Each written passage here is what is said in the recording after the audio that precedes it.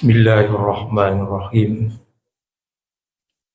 Assalamualaikum warahmatullahi wabarakatuh. Alhamdulillahil qail.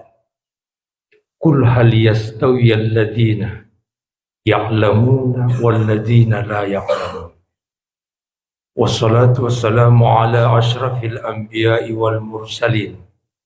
Sayyidina Muhammadin wa ala alihi wa ashabihi ajma'in, amma ba'd.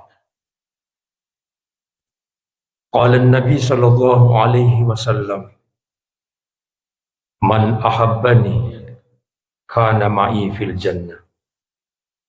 Wa qala an-nabi sallallahu alaihi wasallam, man nazara wajhal alim khalaqallahu malakan yastaghfiru lahu hatta ila yaumil qiyamah. Hadirin wal hadirat jamaah maulid rahimakumullah.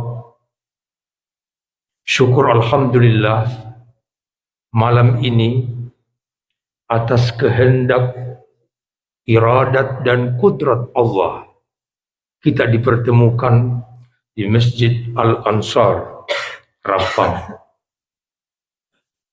Kita berdoa semoga seluruh pengabdian kita, seluruh amalan-amalan kita, seluruh ruku dan sujud kita diterima baik di sisi Allah Subhanahu wa ta'ala. Amin. Pertama-tama saya mengucapkan terima kasih dan terhingga kepada sahabat sekaligus guru saya, Al-Ustadz Rusmin. Ya, belakangan ini berapa tahun tidak ketemu beliau lagi. Alhamdulillah tadi ketemu, Masya Allah. Saya lupa semua utang saya. Ketemu dengan beliau, barakah. Dan seluruh para pejabat, Ibu Camat tidak sempat hadir ya, mewakili beliau dari unsur kelurahan, dan seluruh Bapak Ibu sekalian yang tidak sempat saya sebutkan satu persatu. Tadi ya sempat Al-Ustadz menyebutkan bahwa saya zuriyah dari Imam Lapeo. Sesungguhnya 24 tahun terakhir saya di Mamuju, nanti 7 tahun terakhir baru masyarakat tahu kalau saya zuriyah langsung dari Imam Lapeo. Kenapa? Malu rasanya. Berat membawa nama besar seorang waliullah. Tidakkah apa saya perkenalkan sedikit biografi. Nama saya Ahmad Multazam. Dari zuriyah ibu, dari jalur ibu, ibu saya bernama Hajjah Mujarrabah. Hajjah Mujarrabah punya ibu bernama Hajjah Muhsanah Tahir, anak ketiga Imam Lapeo. Dari istri pertama bernama Rugayyah. Istri pertama beliau bernama Rugayyah, memiliki 4 anak. Anak pertama Kiai Haji Muhsin Tahir, meninggal di Polewali. Anak kedua bernama Hajjah Aisyah Tahir, pendiri Panti Asuhan Hadiat Makassar, dan di era tahun 80-an beliau adalah Ketua Muslimat Sulawesi Selatan. Beliau juga Ketua Partai P3 yang waktu itu Ka'bah. Hajjah Aisyah Tahir meninggal 1987.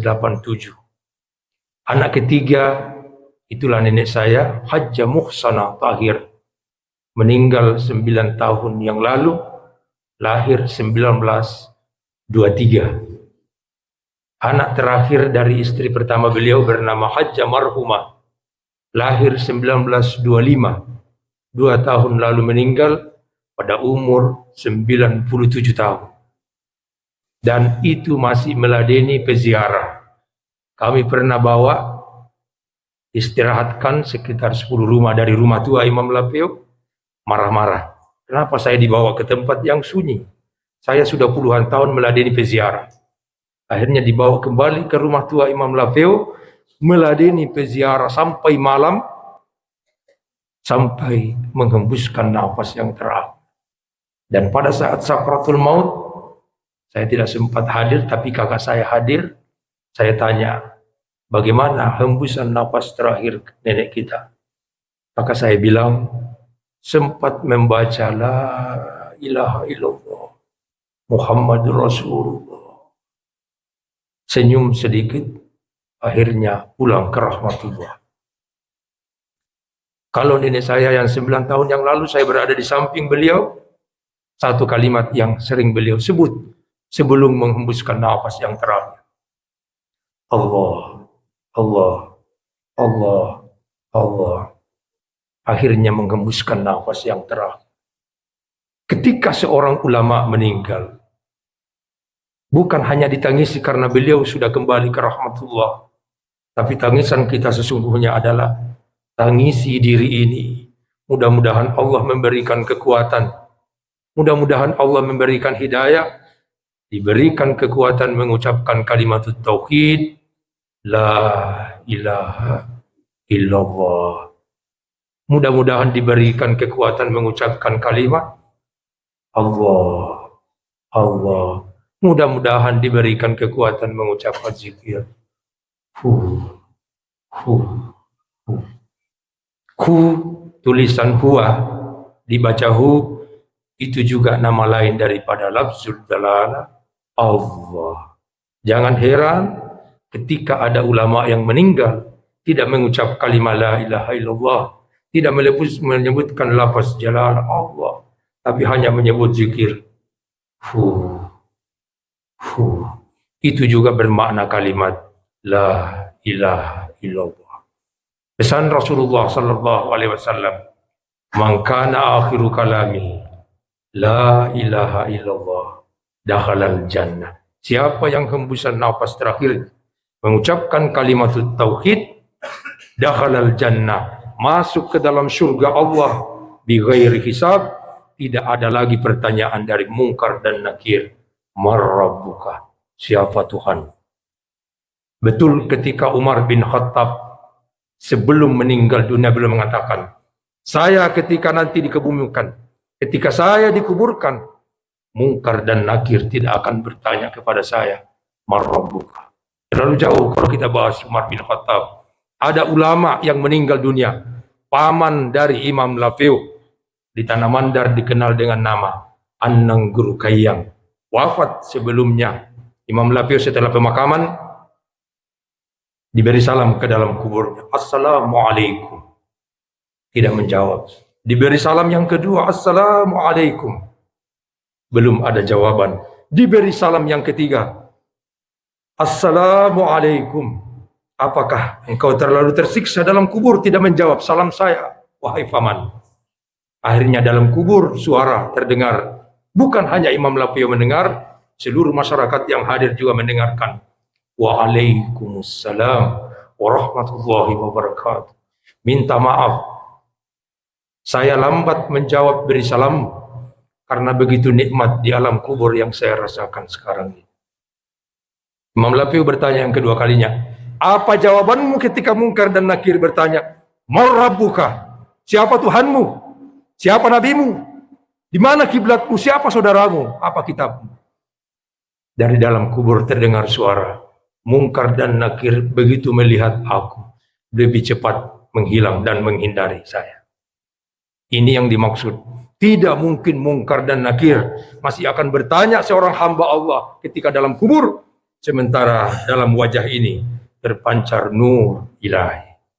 Inilah maksud ayat Al-Quran menjelaskan, wa ma khalaqtul jinna wal insa illa liya'budun. Syekh Abdul Qadir Jalani mengatakan, ayat ini bermakna secara hakikat, aku menciptakan jin dan manusia kecuali untuk apa? Liya'rifun, untuk mengenali Allah subhanahu wa ta'ala. Maka wajarlah Khalifah yang keempat Sayyidina Ali mengatakan, ma'a'budu syai'an qabla an a'rif. Aku tidak akan menyembah sesuatu sebelum aku kenali. Bapak Ibu sekalian, sudah hampir 7 kali terakhir ini saya masuk di wilayah Sidrap, undangan sahabat-sahabat saya di sini sampai ke Tanjung Tedong, terakhir di Bulu Cendrana. Saya terkesima dan sangat kagum kehidupan beragama di Sidrap ini, Masya Allah. Kembali ke Sulawesi Barat, kembali di Tanah Mandar, saya sampaikan, kita ingin duplikasi kehidupan beragama orang-orang di Sidrap. Girah beragama hari ini di Sidrap. Masya Allah, inilah yang dimaksud Rasulullah Sallallahu Alaihi Wasallam. Aku ragu terhadap umatku jika apa? Tab'an lima jitu bihi. Jika kehidupannya keseharian, tab'an lima jitu bihi, kehidupannya tidak mengikuti apa-apa yang saya ajarkan ketika saya hidup di Makkah dan di Madinah. Dan salah satu cara beragama yang diajarkan para ulama kita adalah maulid Nabi besar Muhammad Sallallahu Alaihi Wasallam. Karena agama ini hanya ada 2, dan Al-Quran sudah menjelaskan wa khalaqtu kulla syai'in azwaj. Aku menciptakan segala sesuatu itu azwaja, berpasang-pasangan. Ada bumi, ada langit, ada siang, ada malam, ada pimpinan, ada bawahan, ada laki-laki, ada perempuan.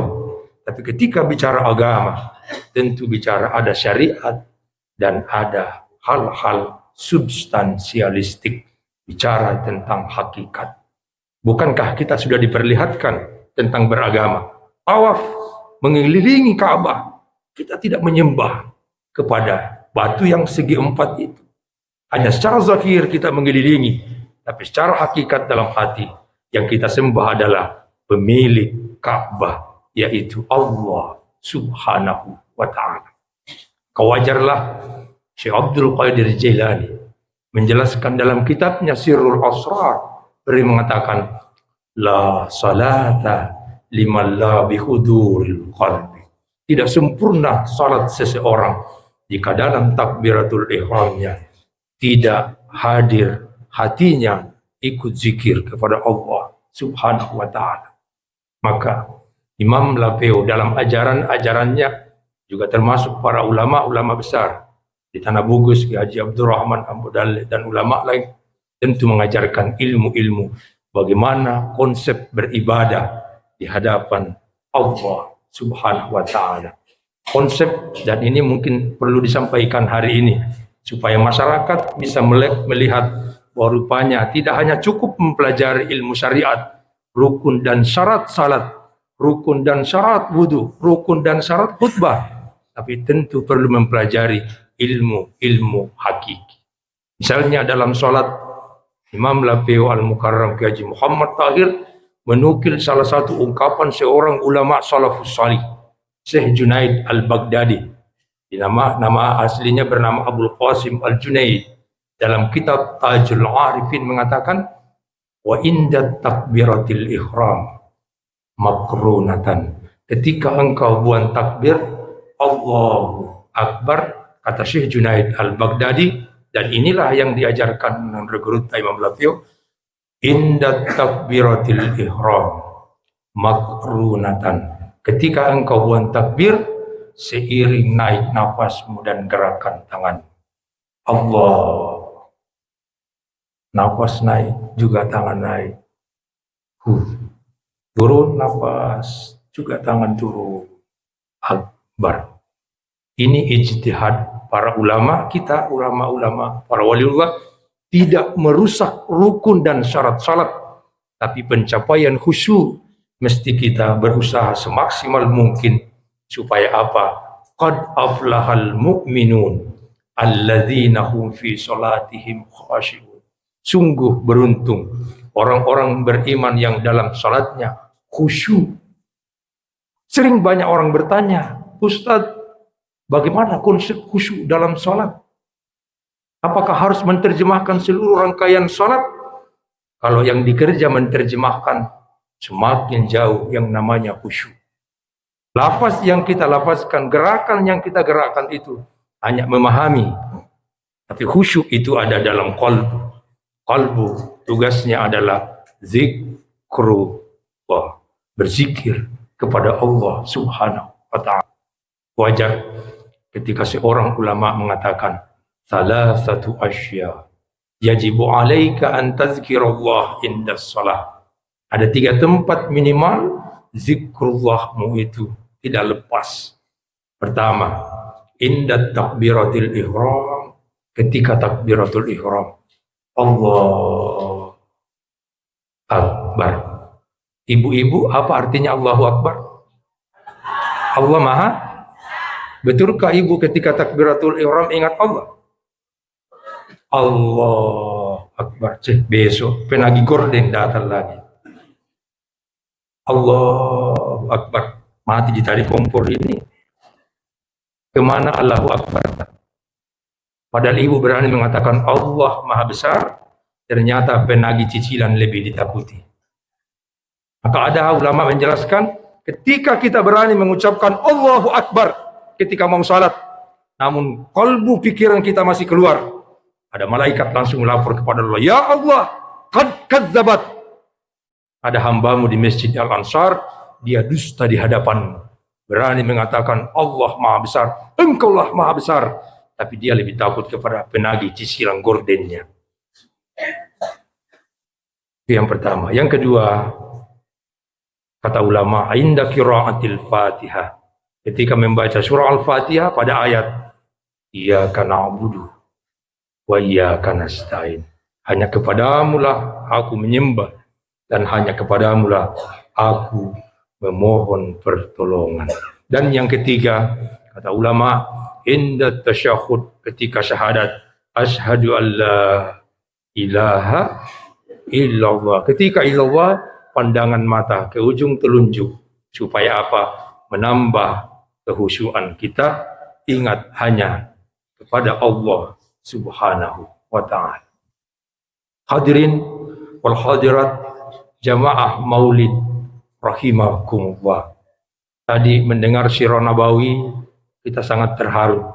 Dan inilah cara dakwah para ulama mendekatkan para umat kita, masyarakat kita kepada Rasulullah sallallahu alaihi wasallam. Tidak hanya dibaca itu kalimat kitab Barzanji, tapi diterjemahkan ke dalam bahasa Bugis supaya apa? Ngerti apa maksud dan tujuan Barzanji.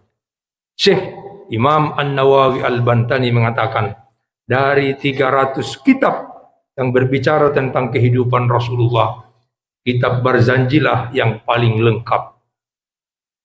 Karena di dalamnya ada salawat, di dalamnya ada puji-pujian kepada Rasulullah, di dalamnya ada doa. Tapi yang paling inti, kata Syekh Imam An-Nawawi Al-Bantani, di dalam Barzanji itu ada ilmu-ilmu yang sifatnya hakikat. Dalam untayan Barzanji sering kita baca, wa huwa akhirul anbiya'i wa awwaluhum bima'na. Itu di Barzanji dikatakan bahwa adalah Rasulullah sallallahu alaihi wasallam secara zahir dia adalah nabi yang terakhir, akhirul anbiya, penutup para nabi. Tapi dikatakan wa awwaluhum bima'na, tapi secara maknawi, secara hakikat dia adalah nabi yang pertama. Hadis At-Tirmizi dikatakan Nabi bersabda, kuntu nabiyan wa adamun bainal ma'i wat turab. Kata Nabi, saya sudah menjadi nabi, Adam masih di antara tanah dan air, belum berwujud sebagai manusia. Itulah makna dan isi Barzanji. Yang kedua, kenapa kita sering Barzanji? Ada orang mau menikah mak Barzanji sih, hamil 8 bulan 9 bulan mak Barzanji sih, melahirkan mak Barzanji sih, anak-anaknya masuk di TK mak Barzanji sih, naik SD SMP Barzanji, kuliah mak Barzanji sih, dapat pekerjaan Barzanji, menikah kembali Barzanji. Kenapa? Orang-orang dulu itu merasakan keberkahan dari maulid, keberkahan dari Barzanji, karena dalam Barzanji yang kedua adalah tawassul kepada Rasulullah sallallahu alaihi wasallam. Di dalam kalimat Barzanji mengatakan wa natawassalu bihaqiqatil Muhammadiyah. Kita bertawassul, kita mengambil perantara. Perantara kepada siapa? Haqiqatul Muhammadiyah. Hakikat dari Muhammad yaitu apa? Nur Muhammad. Hanya Nur Muhammad yang bisa sampai kepada Allah Subhanahu wa ta'ala. Makanya orang-orang dulu selalu baca kitab-kitab berjanji. Dan yang ketiga, salah satu hikmah maulid yang kita peringati malam hari ini, tiap tahun diperingati, bahkan masuk di Rabiul Awal, di sekitar rumah kita ini sering ada maulid. Salah satu hikmah maulid itu adalah bagaimana cinta kepada Rasulullah SAW. Kalau boleh, ibu-ibu saya sampaikan, menangis. Biar satu tetes air mata kita menangis, satu tetes air mata kerinduan kita itulah yang menjadi saksi di akhirat, dan itu menjadi asbab supaya kita mendapatkan syafaat dari baginda Nabiullah Muhammad sallallahu alaihi wasallam. Bu, masih lanjut, Bu? Ya, ada yang mengantuk di belakang. Paimet talak deh pencerah. Nasi paimet talak deh. Saya sedikit lagi menambah hikmah maulid pada malam hari ini. Ada pesan Nabi sallallahu alaihi wasallam, la yu'minu ahadukum hatta akuna ahabba ilaihi mi walidayhi wa walidihi wa minan nasi ajma'in. Tidak beriman di antara kalian, belum termasuk kategori beriman kepada Allah Subhanahu wa taala, sampai cintanya kepada aku, kata Nabi, melebihi dari cintanya kepada orang tuanya, melebihi cintanya kepada anak-anaknya, dan melebihi cinta kita kepada seluruh manusia. Ibu-ibu sudah cinta kepada Nabi enggak? Betul? Sudah pernah menangisi Rasulullah? Enggak percaya kak. Karena menangis Ustaz. Apa mau tangisi? Banyak cicilanku. Siapa suruh banyak cicilanmu? Tangisi Rasulullah sebagai bukti cinta. Ada sahabat Bilal bin Rabah, tukang azan Rasulullah sallallahu alaihi wasallam. Dia berhasil membuktikan cintanya kepada Rasul. Ketika Rasulullah meninggal dunia, dia tidak mau lagi azan. Tidak mau lagi azan. Begitu kehilangannya sahabat Bilal. Namun suatu ketika sahabat, ya Bilal, azan biar satu kali. Bilal bilang, saya tidak sanggup azan. Kenapa? Ketika menyebut nama Muhammad, saya tidak sanggup menyebutnya. Sahabat ini bilang, azan biar satu kali, kasihan. Sahabat mau dengar azanmu.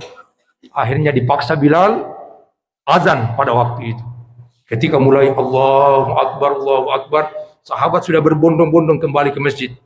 Namun pada saat kalimat asyhadu an la ilaha illallah sudah disebutkan, begitu mau masuk azan, asyhadu anna Muhammadar Rasulullah, baru Bilal menyebut asyhadu anna, tidak sempat menyebut kata Muhammad, beliau langsung pingsan.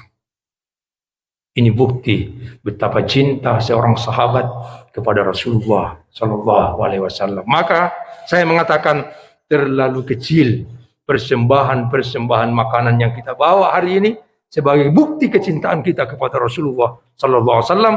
Tapi kalau tidak bermaulid, tidak membawa berkah dan hadir di masjid untuk merayakan maulid, saya hampir mengatakan diragukan bahwa dia umat Rasulullah sallallahu alaihi wasallam. Allahumma salli ala Sayyidina Muhammad. Allahumma salli alaihi wasallam. Maka kehidupan ini kemudian adalah cintai dan rindu kepada Rasulullah sallallahu alaihi wasallam dengan cara salah satunya adalah mengirimkan salawat kepada junjungan Nabiullah Muhammad sallallahu alaihi wasallam. Berapa salawat per hari, Bu? 100? Ada 1000? Masih sedikit. 3000? Gatal kepalanya. Tidak sampai setas. Salawat yang dibaca apa, Bu? Ya, bagus. Ada 46 cara salawat. Ada salawat yang saya ingin bagikan malam ini. Kata Rasul, siapa yang membaca salawat ini 80 kali, kata Rasulullah dalam kitab Fadailus Salawat, gufiralahu samani nasanatan. Allah menghapus dosanya 80 tahun lamanya. Mau, Bu? Baru sedikit yang bilang. Satu kali bisa tanya, mau terima salawatnya? Ke rumah bawa ayam putih. Waduh. Apa-apa, saya baca dan ulangi, Bu ya. Yang bawa HP bisa direkam supaya belum dihafal, bisa dibagi kepada keluarganya. Dibaca 80 kali, 79 kali itu boleh cepat, tapi salawat yang ke-80 kali harus lambat. Wa i'taqada salatan, pelan-pelan diresapi. Ikuti. Allahumma salli ala Muhammad wa ala ali Muhammad abdika wa rasulika wa nabiyyika nabiyil ummi. Saya ulangi satu kali lagi. Allahumma salli ala Muhammad wa ala ali Muhammad abdika wa rasulika wa nabiyyika nabiyil ummi. Ya, itu dibaca 80 kali setiap hari, tidak usah lebih, Bu. Cukup 80 kali, 79 itu boleh cepat. Tapi yang ke-80 kali dibaca pelan-pelan. Allahumma sholli ala Muhammad. Pelan-pelan. Itu yang dimaksud dalam kitab Fadailus Shalawat. Wa i'taqada salatan. Hadirin wal hadirat jamaah maulid rahimakumullah. Hikmah yang terakhir tentang maulid ini kemudian adalah mencontohi adab dan akhlak Rasulullah sallallahu alaihi wasallam.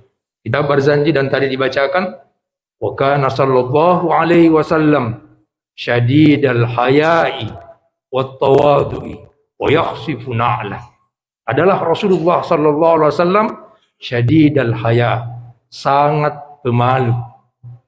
Sangat pemalu. Jadi Rasulullah itu sangat pemalu. Yang kedua, dalam kitab berjanji dikatakan wat tawadhu, merendah diri. Kalau ada orang selalu merasa lebih baik, ada orang selalu hanya dirinya yang benar, tidak mencontohkan akhlak Rasulullah sallallahu alaihi wasallam, bahkan Nabi sallallahu alaihi wasallam tidak pernah mencela sahabat sekalipun itu bukan orang-orang yang beragama Islam. Itulah kemudian menjadi dasar lahirnya Piagam Madinah ketika beliau berdakwah di Madinah. Apa kata Rasulullah? Jangan ganggu kafir zimmi. Siapa yang mengganggu kafir zimmi, aku adalah lawan utamanya. Kafir zimmi adalah manusia yang hidup di zaman Nabi tapi tidak beriman kepada Allah. Ini bukti bahwa Rasulullah sangat moderat menghargai sesama makhluk Allah. Ada kata ungkapan ulama, siapa yang berani mencela manusia berarti berani mencela sang pencipta manusia, yaitu Allah Subhanahu wa ta'ala. Pernah suatu ketika dalam sebuah majelis, tiba-tiba ada orang yang mau masuk bergabung. Padahal orang ini adalah pembuat maksiat. Sudah semua perbuatan maksiat dikerjakan. Ketika mau masuk di majelis Rasulullah, sahabat larang. Wahai fulan, kau tidak boleh ikut masuk di majelis. Kamu orang pembuat maksiat, kamu adalah isi neraka. Didengar oleh Rasulullah, apa kata Rasulullah? Wahai sahabat, orang yang mau masuk di majelis kita itu adalah penghuni surga. Kenapa? Dia ingin bertaubat dan mencari kebenaran dalam agama kita. Tapi sahabat tadi yang melarang di pintu, dia mengatakan engkau adalah isi neraka, justru dialah penghuni neraka. Kenapa? Dia merasa lebih baik daripada orang lain. Ini perlu kita renungi bahwa hidup ini jangan hanya kita merasa paling benar, jangan kita merasa paling selamat nanti di akhirat, tapi semua harus diserahkan kepada Allah Subhanahu wa ta'ala. Terlebih kisah sahabat ketika Rasulullah bersama dalam pengajian, tiba-tiba Nabi menyampaikan kepada sahabat, wahai sahabatku, lan tadkhilal jannah bi'amalikum. Kalian jangan pernah berpikir masuk ke dalam surga karena banyaknya ibadah, karena banyaknya haji dan umrah, karena banyaknya kau membantu pembangunan masjid, karena banyaknya tahajud dan salat duhamu, karena seringnya kau menghatam Al-Quran. Sahabat heran dan bertanya, ya Rasulullah, walau anta ya Rasulullah, apakah engkau juga ya Rasul tidak masuk ke dalam surga karena banyaknya ibadah? Rasulullah menjawab, walau ana illa birahmatin minallah. Saya juga, kata Rasul, tidak akan masuk ke dalam surga kecuali apa? Pemasiribullah ta'ala, rahmat dari Allah Subhanahu wa ta'ala. Maka yang memasukkan kita nanti di surga bukan karena banyaknya salat dan zikir kita, tapi apa? Rahmat kasih sayang dari Allah Subhanahu wa ta'ala. Hadirin jamaah maulid rahimakumullah, dan yang terakhir, hikmah maulid yang sering disampaikan oleh Rasulullah ketika engkau beribadah, yang paling utama adalah ikhlas karena Allah Subhanahu wa ta'ala. Ayat Al-Quran menjelaskan, wa ma umiru illa liya'budullaha mukhlishina lahuddin hunafa. Apa kata Allah? Tiadalah aku menyeru kepada kalian untuk menyembah kepada aku, kata Allah, illal mukhlisin, kecuali dengan niat yang ikhlas. Ibu sudah merasa ikhlas, Bu? Merasa ikhlas? Tunggu dulu. Ada 3 kriteria orang ikhlas. Yang pertama, ulama menjelaskan dalam kitab, ikhlas itu al-awwalu al-istiwa'u minal madhi wa zam'i minal am. Sama semangat kita beribadah sendiri atau banyak orang. Sama semangat kita beribadah dicela atau dipuji orang. Karena ada orang kalau salat berjamaah di masjid, takbiratul ihramnya itu Masya Allah.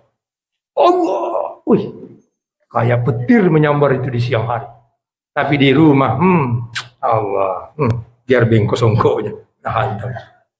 Itu berarti tidak ikhlas. Tapi bukan orang Rapang itu, Budi, orang jauh deh.